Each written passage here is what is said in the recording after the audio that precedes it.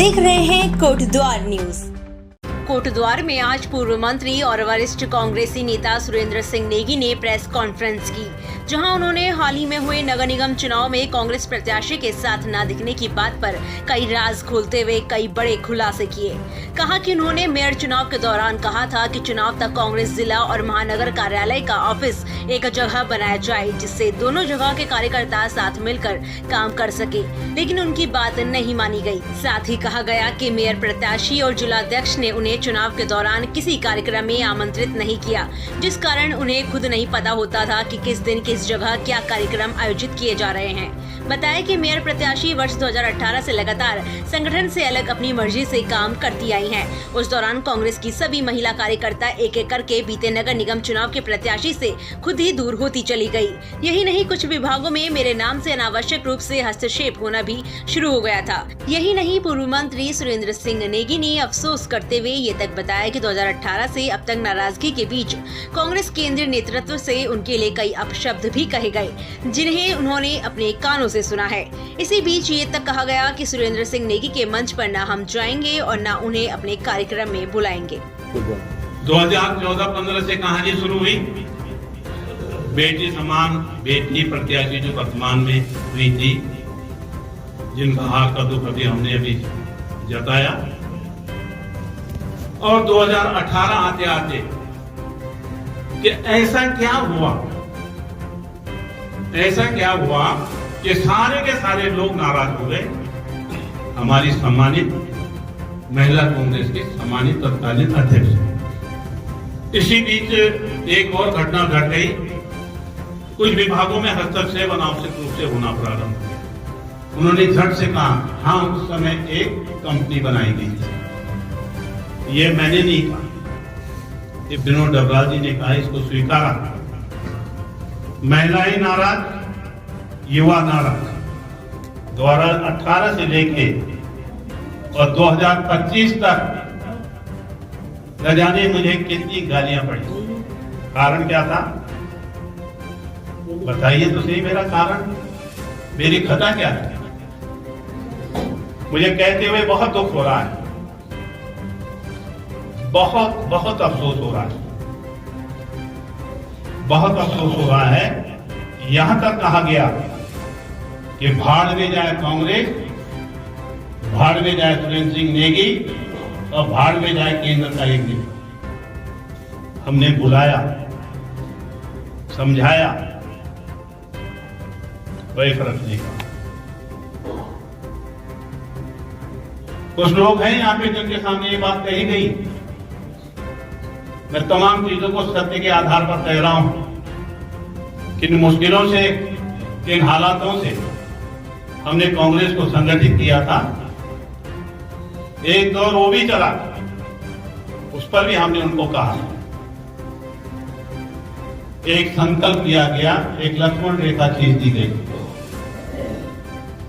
कि सुरेंद्र सिंह नेगी के न मंच पर हम जाएंगे और न अपने मंच पर उनको बुलाएंगे। अगर ऐसा करेंगे तो हम अपना पता नहीं कौन सा मुंह क्या बताते मरते होने का। 18 चला गया, 19 चला गया, 20 चला गया, 21 भी चला गया और 22 आता जब विधानसभा के चुनाव हुए। ये न तो मेरे घर आते हैं, न मुझे अपने घर बुलाते हैं। एक तीसरे व्यक्ति के घर में मुझे बुलाया जाता है। नाम लेना उचित नहीं है। और ये कहा जाता है कि इस बार हमारी मदद कर दीजिए, रायगढ़ विधानसभा से टिकट दिला दीजिए, पैनल में नाम नहीं है। इतना सब होने के बाद 2022 में आए, किसी के घर में मैंने कहा चलो ठीक है, आपको टिकट, मैंने बात की, पैनल में नाम रख दिया। और भी कोशिश करते, तब तक आप जानते कौन वहां पर अनुकृति गोसाई जी आ गए, उनको टिकट मिल गया। उसमें मेरी क्या करना? चलो 22 चला गया, 23 भी आ गया, फिर 24 आ गया, फिर टिकट की बात आती है महापौर की। ये दूसरी मर्तबा 2018 के बाद दूसरी मर्तबा 24 में हमारे घर पर आए दोनों लोग। उन्हें बिठाया, उनसे वार्ता की। वार्ता करने के बाद उन्होंने कहा अब क्या होगा। उनके पतिदेव मैंने जो होगा ठीक होगा, जिसको टिकट मिलेगा उसके लिए काम करेंगे और तो वोट देंगे। लेकिन मैंने कहा एक सवाल मैं आपसे करना चाहता हूं। मेरी बीवी सामने बैठी थी, वो 2 लोग थे, मैं था 4 लोग थे। और मैंने उनसे कहा कि ये बड़ी अजीब इत्तेफाक की बात है कि 2022 में आप अपने टिकट के लिए लॉकडाउन के लिए मेरे पास आए और अब महापौर के टिकट के लिए फिर मेरे पास आ रहे हो। आखिर 18, 19, 20, 21, 22, 23, 24 इन 7 सालों में आप कभी किसी काम के लिए क्यों नहीं आए, किसी बात करने के लिए क्यों नहीं आए। ये मैंने जरूर कहा कि ये इसमें सुधार कीजिएगा। कोई इस बात को समझेगा भी नहीं, कोई इन 7 सालों की वेदना को महसूस करेगा मेरी कि मैंने उप तक नहीं की और एक तरफा हम पर जो है बम्बार्डमेंट होता रहा। देखिए, संगठन जो है किसी भी पार्टी के इलेक्शन में बहुत महत्वपूर्ण रोल रखता है। ये सवाल अगर मैं आपसे पूछूं कि कोटद्वार में जो संगठन काम कर रहा है, क्या इस लायक था कि हम किसी भी व्यक्ति को महापौर के पद पर जिता सकते थे, नंबर 1। और इसको मैंने पहले ही आगाह कर दिया था कि जब तक आप इन दोनों कार्यालयों को एक मत करिए, लेकिन कम से कम कार्यक्रमों को तो एक रूपता देते हुए एक दिखाने का प्रयास जनता में कीजिए। यहाँ पर उन बातों का तो सवाल नहीं हो रहा है कि भाई उस खेमे से कैसे मैं इस खेमे में आदमी को लाऊं, यानी 100 अगर कार्यकर्ता हमारे हैं तो उसमें से 25 को एक खींचने का काम कर रहा है, 30 को दूसरा खींचने का काम कर रहा है, कभी उनको वापस लाने का काम कर रहा है। और इस बात को लेके मैं बहुत नाराज़गी प्रकट कर चुका था शीर्ष नेतृत्व पे भी कि जब तक आप हस्तक्षेप नहीं करेंगे। हमने उनको विकल्प दिए। नंबर 1 विकल्प ये दिया कि आप दोनों कार्यालयों को यथावत रहने दो, हमें कोई दिक्कत नहीं है, लेकिन एक काम कर दीजिए कि कार्यक्रम जो भी यहाँ से जाते हैं उनको एक में कन्वर्ट करने का प्रयास कीजिए। मैंने स्वयं ये भी कहा, ये संकल्प लिया कि जब तक ये दोनों कार्यालय एक नहीं होते मैं किसी भी कार्यालय में नहीं जाऊंगा। जब कोई कार्यक्रम तीसरे स्थान पर होगा, सामूहिक रूप से होगा, तो मैं उसमें शिरकत करूंगा, वरना मैं नहीं करूंगा। और मैंने अपने नेताओं से कहा कि आपने तो मुझे कोटद्वार में जैसे हाउस अरेस्ट होता है, हाउस अरेस्ट कि घर से बाहर नहीं निकलना, जो सवाल अभी आपने किया वो कर दिया। अब मैं नहीं निकला, उसका कारण मैं अभी बता चुका हूँ। ये बात सही है कि मैं नहीं निकला हूँ और इस बात की सूचना मैंने सबसे पहले जिला कार्यकारिणी के सम्मानित अध्यक्ष जी को, आदरणीय खंतवाल जी जो उसके शीर्ष उपाध्यक्ष हैं, मिस्टर गोसाई जी, मिस्टर पयाल जी और चौहान जी, नहीं चौहान जी नहीं थे उसमें, हमारे एक साथी क्या कहते हैं बीरेंद्र सिंह रावत जी जो PNB से रिटायर हुए थे, वो थे। इनके सामने मैंने कुछ बातें रखी थी कि मैंने कहा इन तमाम बातों का हल सिर्फ और सिर्फ पार्टी कैंडिडेट के पास है या उनके पति के पास है।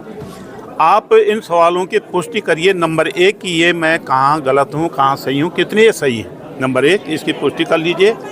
और दूसरा जो उन्होंने मैंने कहा लक्ष्मण रेखा खींची है, जो एक संकल्प लिया है कि न मैं उनके मंचों पर जाऊंगी, न उनको अपने मंचों पर बुलाऊंगी, न उनको आने दूंगी, और इसके लिए उन्होंने ख़राब शब्द का भी इस्तेमाल किया था। तो मैंने कहा अगर वो इसको वापस कर लेती है तो मैं निश्चित रूप से जाऊंगा।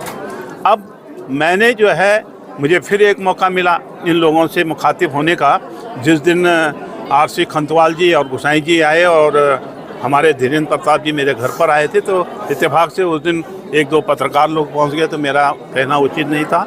मैं नहीं चाह रहा था कि कोई भी बात चुनाव के दौरान कुछ ऐसी निकले कि कांग्रेस प्रत्याशी के खिलाफ जाए और उसमें वोटों में कुछ अंतर ज़्यादा हो जाए। तो मैंने उस बात को अवॉइड किया, लेकिन मैंने कहा आप इन लोगों से पूछ लीजिएगा कि आखिर क्यों नहीं मैं जा रहा हूँ, ये शर्त थी। लेकिन आज तक आप विनोद डबराल जी से पूछिए, आप जो है अभी खंतवाल जी के सामने मैंने बात की, उन्होंने अपने मुख मौन रखकर उसकी मौन स्वीकृति दी है और आज तक मुझे ये नहीं बताया गया कि मुझे क्या करना चाहिए, मैं क्यों नहीं जाता। मेरा फ़ोटो वहाँ पर था, मैंने जैसे अभी आपको बताया कि मेरा फ़ोटो 2018 से लेके उनके पोस्टरों में नहीं था, उनके बैनर्स में नहीं था 2025 तक। हाँ, 25 में मेरा फ़ोटो भी इस्तेमाल किया गया, मैं पिता तुल्य भी हो गया, हमें तो बेटी जैसी है, मैं खुद मानता हूँ। और हमने बेटी जैसा सम्मान दिया, उनको एक ऐसा प्लेटफॉर्म दिया जो कभी नसीब नहीं हो सकता था, जिसकी बदौलत जो है उनको ख्याति भी प्राप्त हुई, समाज में प्रतिष्ठा भी मिली। और वो कारण था जो प्लेटफॉर्म मैंने उपलब्ध कराया था, जिसको अभी सुनीता बिष्ट जी ने कहा। तो हमारा क्या ऐसी बात हो सकती है कि जो हम उनके लिए काम नहीं करते, और काम नहीं करते अगर ये कार्यकर्ता नहीं करते तो ये बताइए कि 24,000 वोट कहाँ से मिला। Good opportunity to all newcomers. Take admission at Baluni classes and make your future bright. Admission open for batch 2025 to 2026. A premier institute for medical and engineering entrance exam. Join us at Baluni classes, Devi Road near TVS showroom, Kotdwar, Podigadwal.